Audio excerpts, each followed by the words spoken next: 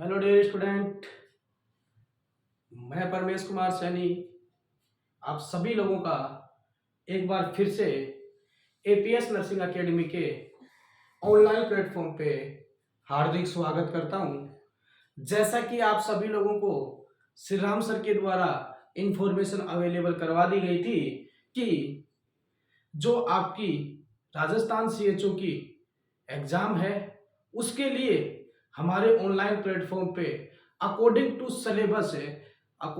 Syllabus very important MCQ रोज आपको शाम को 7 से 8 के बीच में अवेलेबल कराए जाएंगे। और ये वह कंटेंट होगा, ये वो क्वेश्चन होंगे जो आपके एग्जाम के पॉइंट ऑफ व्यू से वेरी वेरी वेरी इंपॉर्टेंट है। तो आज की इस जर्नी को, आज की इस क्लास को शुरुआत करते हैं कुछ चंद लाइनों के लिए। आज की इस क्लास को स्टार्ट करते हैं कुछ चंद लाइनों के साथ। काम ऐसा करो कि पहचान बन जाए, काम ऐसा करो कि पहचान बन जाए, काम ऐसा करो कि पहचान बन जाए, चलो ऐसे कि निशान बन जाए, चलो ऐसे कि निशान बन जाए। जिंदगी तो हर कोई काट लेता है, जिंदगी तो हर कोई काट लेता है, जियो ऐसे कि मिसाल बन जाए, जियो ऐसे कि मिसाल बन जाए। तो आपको अगर अपनी लाइफ को मिसाल बनाना है, आपको अपनी लाइफ में कुछ अचीव करना है, तो आज आज राजस्थान सीएचओ ने आपको वो मौका दिया है, राजस्थान सीएचओ की वैकेंसी ने आपको वो मौका दिया है कुछ कर गुजरने का, कुछ जिंदगी में अचीव करने का, अपने और अपने फैमिली के ड्रीम पूरे करने का। अभी जो बच्चे क्लास को वॉच कर रहे हैं वो एक बार क्लास को लाइक करें, शेयर करें, सब्सक्राइब करें। जिन स्टूडेंटों ने अभी चैनल को सब्सक्राइब नहीं किया है, पहले वो स्टूडेंट हमारे चैनल को सब्सक्राइब कर लें, जिससे कि जो नेक्स्ट जो वीडियो अपलोड होगी उसका नोटिफिकेशन आप लोगों को आसानी से मिल सके। और मैं आज की आपकी जो ये क्लास होगी उसके अंदर जो पीडियाट्रिक नर्सिंग है वो एक बहुत बड़ा पोर्शन कवर करेगा राजस्थान सीएचओ के अंदर। जैसा कि प्रीवियस क्लास के अंदर आपको श्री राम सर ने बताया था कि राजस्थान सीएचओ की जो वैकेंसी है इसके अंदर कम्युनिटी जो सब्जेक्ट है उसका काफी वेटेज रहने वाला है। उसके बाद में सेकंड नंबर पे जो सब्जेक्ट है पीडियाट्रिक, जिसके अंदर काफी क्वेश्चन आने वाले हैं। और थर्ड नंबर पे जो क्वेश्चन है आएंगे वो ओबीजी के अंदर आने की संभावना है। और जैसा कि आपको आपका सिलेबस देख करके पता भी लग गया होगा, तो आज की जो ये अपनी जर्नी है इसको स्टार्ट करते हैं डियर स्टूडेंट किसके साथ, पीडियाट्रिक नर्सिंग के साथ। और पीडियाट्रिक नर्सिंग का एक बेहद ही इंपॉर्टेंट टॉपिक है और जिसके अंदर डेफिनेटली आपको आज के जो ये हमारे एमसीक्यू हैं उसमें से एक या दो क्वेश्चन अपकमिंग राजस्थान सीएचओ 2023 के अंदर आप लोगों को देखने को मिलेगी। 2023 के अंदर जो राजस्थान सीएचओ की वैकेंसी होने वाली है फरवरी 2023 के अंदर, आज के जो ये एमसीक्यू है उसके अंदर एक क्वेश्चन डेफिनेटली देखने को मिलेगा। आज का जो अपना टॉपिक है वो टॉपिक है किसके बारे में डिस्कस करेंगे, care, essential care of newborn at birth, essential care of newborn at birth. पहले तो आपको इसका मतलब पता होना चाहिए प्यारे बच्चों। मतलब क्या होता है एसेंशियल केयर, मतलब कि जो एट बर्थ, और एसेंशियल केयर भी कौन सी, एट बर्थ, जो किसको प्रोवाइड करवाई जानी चाहिए, न्यूबॉर्न को। तो आज की अपनी जो ये क्लास होगी इसके अंदर अपन कौन से टॉपिक के ऊपर जो क्वेश्चन जो एमसीक्यू बन सकते हैं उनके बारे में डिस्कस करेंगे कि एट बर्थ जैसे ही बच्चा डिलीवर होता है, मदर के यूट्रस से डिलीवर होने के बाद में उसको कौन कौन सी एसेंशियल केयर है जो एज ए नर्स आपको प्रोवाइड करवाई जानी चाहिए। तो आज का जो ये अपना सेशन होगा इसी टॉपिक के ऊपर होगा। बात करते हैं फर्स्ट क्वेश्चन की। तो फर्स्ट क्वेश्चन आपका ये लो जी डियर स्टूडेंट, आपका ये फर्स्ट क्वेश्चन आ गया है यहाँ पर कि total blood volume of newborn, total blood volume of newborn, कि न्यूबॉर्न के अंदर टोटल ब्लड वॉल्यूम कितना होता है, कहां पर, एट बर्थ।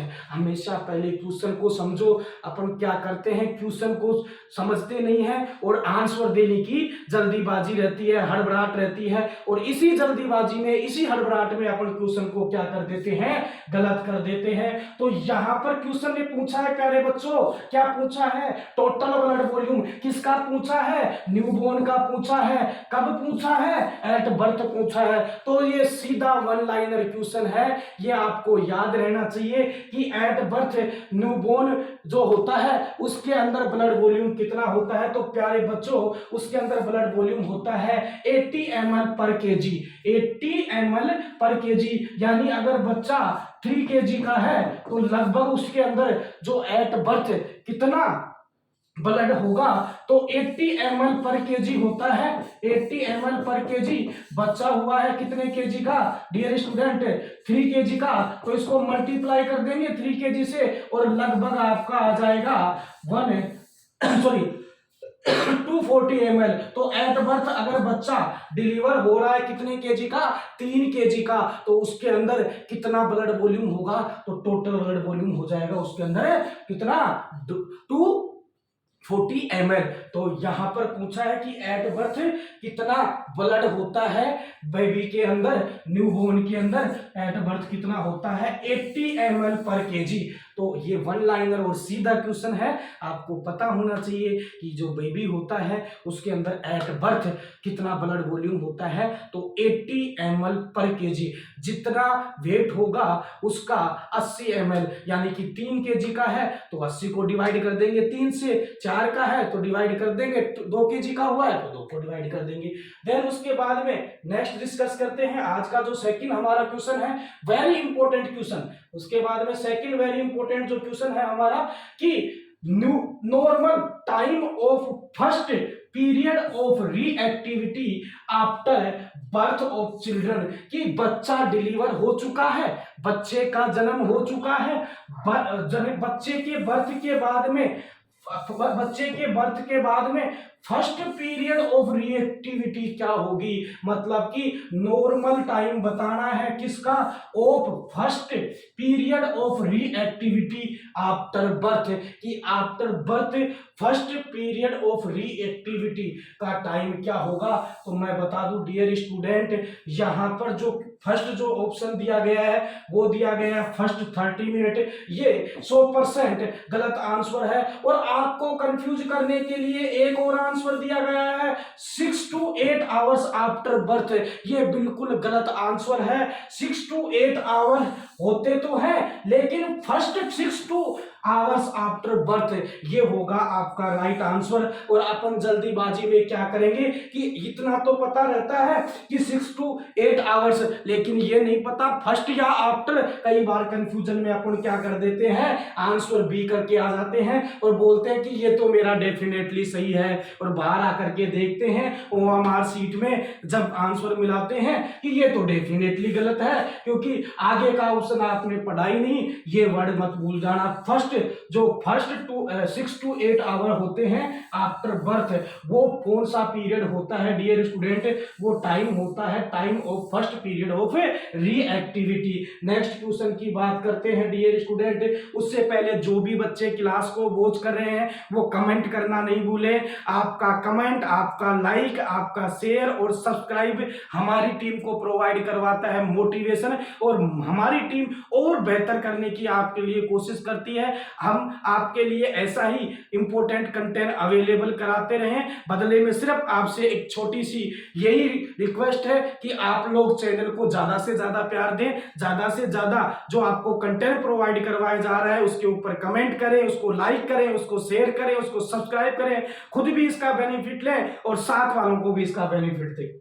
देन उसके बाद में थर्ड और इंपॉर्टेंट क्वेश्चन आता है आपका कि newborn maturity rating skill assist by. कि जो न्यूबॉर्न है, न्यूबॉर्न, अब इसमें यहां पर एक आपको पता होना चाहिए कि न्यूबॉर्न का मतलब क्या होता है। यहां है कि न्यूबॉर्न मैच्योरिटी रेटिंग स्किल, एक तो डियर स्टूडेंट न्यूबॉर्न होता है, न्यूबॉर्न होता है, एक होता है डियर स्टूडेंट इन्फेंट होता है, एक होता है डियर स्टूडेंट टोलरर होता है, एक होता है प्री स्कूल, जो आप लोगों को आगे भी बताया जाएगा, और एक होता है स्कूल गोइंग, स्कूल गोइंग, और एक उसके बाद में आता है एडोलसेंट, और उसके बाद में आता है एडल्ट। न्यूबॉर्न जो होता है वो कितना होता है, 0 से लेकर के, यानी कि जिस दिन बर्थ हुआ है और उसके 28 डेज तक का जो पीरियड होता है आफ्टर बर्थ, वो कहलाता है न्यूबॉर्न। और न्यूबॉर्न को भी 2 भाग में डिवाइड कर सकते हैं, early early newborn, early newborn, newborn और लेट न्यूबॉर्न। अर्ली जो न्यूबॉर्न है, लेट न्यूबॉर्न, अर्ली जो न्यूबॉर्न है वो होता है first 7 days, first 7 days after birth, क्या कहलाता है बच्चा, अर्ली नियोनेट। देन उसके बाद में 7 से लेकर के 28 तक 8 डेज का बच्चा क्या कहलाता है, लेट नियोनेट। 1 मंथ से लेकर के 1 साल का जो बच्चा होता है वो कहलाता है इन्फेंट। देन इसके बाद में 1 से लेकर के 3 साल का जो बच्चा होता है वो प्यारे बच्चों कहलाता है टोडलर। और जो 3 से लेकर के 6 साल के बच्चे होते हैं वो कहलाते हैं प्री स्कूल गोइंग बच्चे, और 6 से लेकर के और जो 12 साल का बच्चा होता है वो कहलाता है स्कूल गोइंग चिल्ड्रन। और उसके बाद का जो पीरियड होता है एडोलसेंट, और उसके बाद का जो पीरियड होता है वो कहलाता है एडल्ट। तो क्वेश्चन जनरली ये भी आ सकते हैं। तो ये कुछ बेसिक टर्मिनोलॉजी आई थिंक आप सब लोगों को पता होगी, जिनको नहीं पता है उनको पता होनी चाहिए। तो बात की जाए कि जो न्यूबॉर्न है उसकी मैच्योरिटी चेक करने के लिए कौन से स्केल का यूज लिया जाता है, तो इसके अंदर फर्स्ट लिखा हुआ है न्यू बैरल स्केल, सेकंड है एवगार स्कोर, थर्ड है ग्लासको कोमा स्केल, देन उसके बाद में है ग्रोथ चार्ट। तो मैं आप लोगों को बता दूं कि जो ग्रोथ चार्ट होता है वो तो बच्चे की ग्रोथ को, बच्चे की ग्रोथ को मेजर करने के लिए काम में लिया जाता है। और जो आपका GCH ग्लासको कोमा स्केल होता है ये किसके लिए काम में लिया जाता है, ये कॉन्शियसनेस को, नर्वस सिस्टम को चेक करने के लिए काम में लिया जाता है, मतलब कॉन्शियस। देन इसके अलावा बात की जाए, ये होता है आपको ग्लासको कोमा स्कोर, देन ये होता है एवगार स्कोर। ये किस काम में लिया जाता है, ये एट बर्थ बच्चे को असिस करने के लिए कि बच्चा नॉर्मल है या नहीं है, इसके लिए क्या किया जाता है, एवगार स्कोरिंग की जाती है। और इसके अंदर एक मार्किंग दी जाती है, 0 से लेकर के 10 तक की मार्किंग होती है वो दी जाती है असिसमेंट के आधार पे।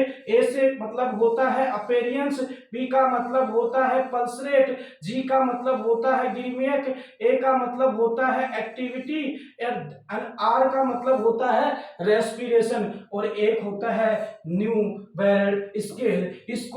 इसके द्वारा चेक किया जाता है क्या, मैच्योरिटी। इसी को बोलते हैं the newborn maturity rating scale. तो कौन सा होता है dear student, new Ballard scale. Then उसके बाद में बात की जाए नेक्स्ट और इंपॉर्टेंट क्वेश्चन, आज का क्वेश्चन नंबर 4। इसके अंदर पूछा गया कि newborn respiration rate in 1 minute. अपने को सबको पता है कि एडल्ट का, हाँ, और पिछली बार राजस्थान CHO के अंदर क्वेश्चन पूछा गया था, लेकिन वो क्वेश्चन था कि एडल्ट के अंदर नॉर्मल रेस्पिरेशन रेट क्या होती है। ऑप्शन था 16 से लेकर के 20, ऑप्शन था 18 से लेकर के 20, ऑप्शन था 12 से लेकर के 20, और ऑप्शन था 10 से लेकर के 20। और बहुत से बच्चों का, मैं ये कहूं कि लगभग 60 से लेकर के 80% बच्चे इसका गलत आंसर करके आए थे। कोई 18 से 20 करके आए थे। उन्होंने आइडिया लगाया कि नॉर्मली जो रेस्पिरेशन रेट होती है वो 12 से 20 होती है, 12 से 20 पर मिनट होती है।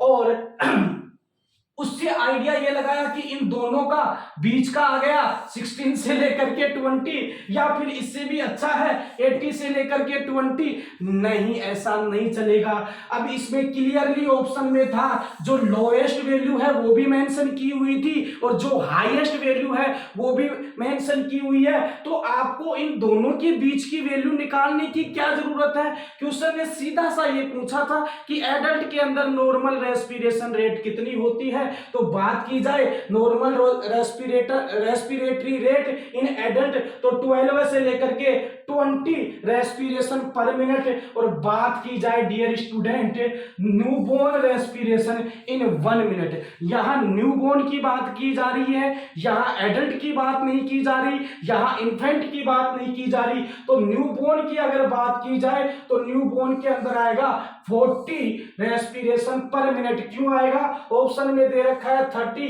रेस्पिरेशन पर मिनट, सेकंड ऑप्शन दे रखा है 40 रेस्पिरेशन पर मिनट, थर्ड ऑप्शन दे रखा है 25 रेस्पिरेशन पर मिनट, और फोर्थ ऑप्शन दे रखा है 35 रेस्पिरेशन पर मिनट। और इसका जो राइट आंसर है वो है 40 रेस्पिरेशन पर minute.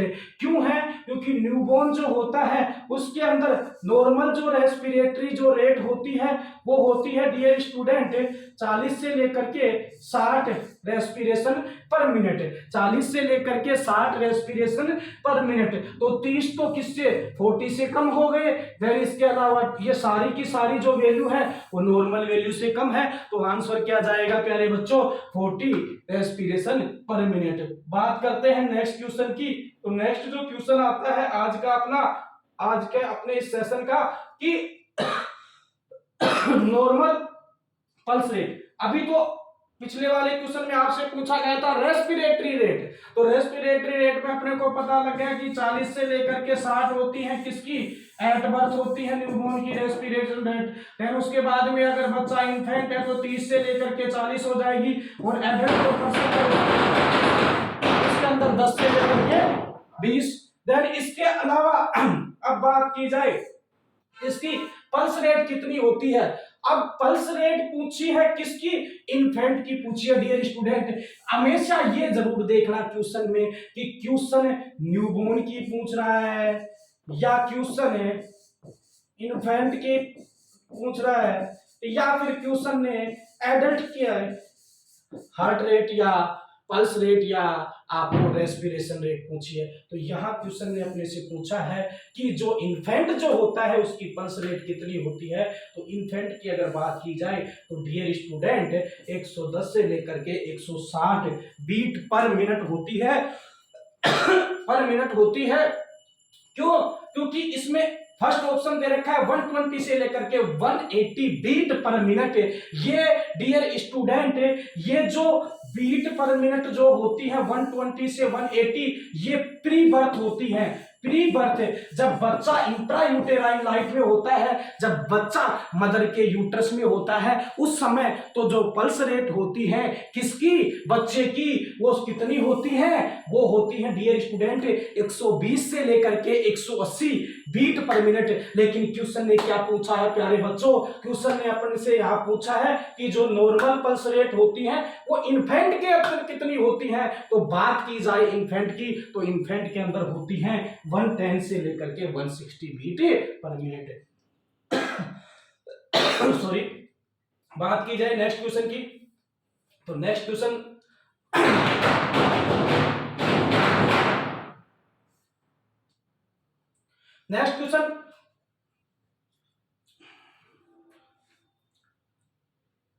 Normally newborn loss of birth weight first week of life. पहले क्वेश्चन को केयरफुली रीड करो कि मतलब क्या है कि जो न्यूबॉर्न है वो नॉर्मली लूज कर देता है, लॉस कर देता है किसको? बर्थ वेट को फर्स्ट वीक ऑफ लाइफ। कि बच्चा माना कि 3 kg का हुआ और उसने अपने फर्स्ट वीक के अंदर कितना वेट लॉस हो जाता है उसका। मैं आपको बता देता हूं डियर स्टूडेंट, जब बच्चा डिलीवर होता है, डिलीवर होने के बाद में फर्स्ट वीक के अंदर मतलब डिलीवरी के फर्स्ट वीक के बाद में तो बच्चे का वेट क्या होगा? लॉस होगा। और फर्स्ट वीक के बाद में हमेशा बच्चे का वेट क्या होगा? इंक्रीज होगा। तो फर्स्ट बर्थ आफ्टर वीक बच्चे का वेट लॉस होता है, आफ्टर फर्स्ट वीक बच्चे का वेट क्या होने लग जाता है? इंक्रीज होने लग जाता है। तो फर्स्ट वीक के बाद में कितना परसेंट मतलब टोटल जो बॉडी वेट है उसका कितना परसेंट वेट लॉस होता है? तो ऑप्शन में दिया हुआ है 1%, 5%, 10%, 20%। तो बताओ मेरे को कितना होता है? एनीवन कोई भी आंसर दे सकता है। इसका राइट आंसर होगा 10%। कि जितना बच्चे के अंदर एट बर्थ, जब बच्चा इस दुनिया में आया उस समय जितना उसका वेट था, उसका 10% वेट फर्स्ट वीक के अंदर कम हो जाता है। और फर्स्ट वीक के बाद में मतलब जो वेट कम हुआ था उस वेट को बच्चा 7 से लेकर के 10 दिन के अंदर 10 डेज के अंदर वापस से क्या कर लेता है? रीगेन कर लेता है। वापस से जो बच्चे का वेट कम हुआ था वो बढ़ जाता है। डियर स्टूडेंट, अगर आप लोगों को एपीएस नर्सिंग एकेडमी के द्वारा प्रोवाइड करवाए जा रहे राजस्थान सीएचओ के लिए वेरी इंपॉर्टेंट एमसीक्यू अगर आपको अच्छे लग रहे हैं तो प्लीज वीडियो को लाइक करें, शेयर करें, सब्सक्राइब करें। नेक्स्ट और next question, when does the umbilical cord in a neonate eventually dry and fall off? Question आपसे साफ और सीधा ये पूछ रहा है कि इवेंचुअली, नॉर्मली बात की जाए कि अम्लाइकल कोड नॉर्मली कब तो ड्राई हो जाता है और ड्राई होकर के अपने आप गिर जाता है। तो इसका ऑप्शन दे रखे हैं। क्या क्या ऑप्शन है डियर स्टूडेंट? ऑप्शन में फर्स्ट ऑप्शन है फर्स्ट ऑप्शन है 9 से लेकर के 12 डेज, सेकंड है 3 से लेकर के 5 डेज, थर्ड है 5 से लेकर के 8 डेज एंड आफ्टर 12 डेज। क्या आंसर होगा? ये भी सीधा वन लाइनर क्वेश्चन है, राजस्थान सीएचओ के अंदर अपकमिंग एग्जाम के अंदर आपको पूछ सकता है। तो मैं बता दूं इसका राइट आंसर होगा 5 to 8 डेज। कि आफ्टर बर्थ 5 to 8 डेज बाद में जो अम्लाइकल कोड जो होता है वो इवेंचुअली ड्राई होकर के अपने आप क्या हो जाता है? अलग हो जाता है, गिर जाता है। देन इसके अलावा आज का जो अपना सेशन था उसका लास्ट और इम्पोर्टेंट क्वेश्चन कि जो NICU होता है, NICU और देखना इसके अंदर ऑप्शन केयरफुली पढ़ना स्टूडेंट। अभी भी मैं बोल रहा हूं जो स्टूडेंट वॉच कर रहे हैं उसमें से 20% इसका गलत आंसर चूज कर रहे हैं। इसमें मेंशन किया है कि NICU की फुल फॉर्म क्या होती है और एग्जामिनर जानबूझ के फर्स्ट ऑप्शन ऐसा लिखेगा जिसके अंदर N का मतलब भी होगा, I का मतलब भी होगा, C का मतलब भी होगा, U का मतलब भी होगा, लेकिन वो सारे के सारे मतलब गलत रहेंगे। और अपन उस किसको ठीक करते हैं? फर्स्ट ऑप्शन को ठीक करते हैं और कहते हैं कि ये तो मेरा डेफिनेटली सही है। और एग्जामिनर कहता है कि आपका ये डेफिनेटली गलत है। क्यों? फर्स्ट ऑप्शन दे रखा है, N का मतलब दे रखा है न्यूबॉर्न, I का मतलब दे रखा है इंटेंसिव और C का मतलब दे रखा है केयर और यू का मतलब देख रखा है यूनिट। और लगभग 10 से लेकर के 20% स्टूडेंट इसको कर करके आ जाएंगे और बोलेंगे ये आंसर तो मेरा डेफिनेटली सही है और यही आंसर उसका डेफिनेटली गलत होता है। क्यों? क्योंकि NICU की जो फुल फॉर्म होती है वो होती है नियोनेटल इंटेंसिव केयर यूनिट। तो इसका राइट आंसर है NICU, neonatal intensive care unit. और आज का जो अपना ये सेशन था ये यहीं पर खत्म होता है।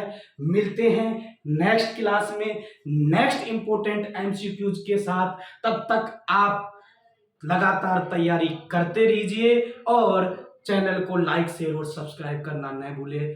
Thank you.